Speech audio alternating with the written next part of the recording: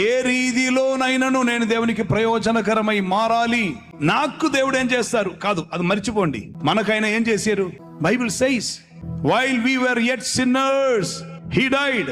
మనం ఇకను పాపులమై ఉండగానే క్రీస్తు మన కొరకు చనిపోయారు, ప్రాణం పెట్టారు. అందుకే యేసయ్య లాస్ట్ వర్డ్ చెప్పారు, తెతెలస్టాయ్, ఇట్ ఈస్ అకంప్లిష్డ్, సమాప్తమాయను. ఇక యేసు చెయ్యటానికి ఏమీ లేదండి, ఆయన చేసి ముగించారు.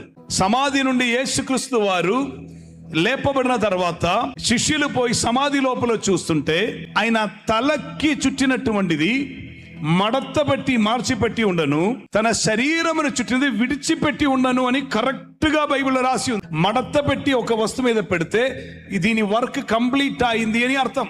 యేసయ్య సమాధిలో తలకు ఉన్నది మడత పెట్టి పెట్టారు, అర్థం శిరసైన నా పని పూర్తి అయింది, నాకు ఇక వర్క్ లేదు చేయటానికి.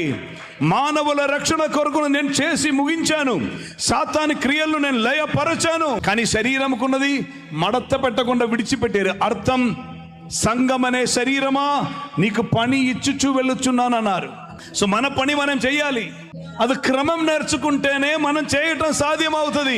సైన్యములకు అధిపతి అయిన దేవుని వాక్యం మనం వర్తించే తీరాలి. అలా లోబడితే, అలా విధేయత చూపిస్తే ఆ సంఘం కట్టబడుతుంది, దేవుని రాజ్యం స్థాపింపబడుతుంది, అపవాది క్రియలు లయపరచబడుతుంది. మనం అదే అనుభవములో, అదే భావములో, అదే భారములో, అదే సమర్పణలోనికి రావాలి.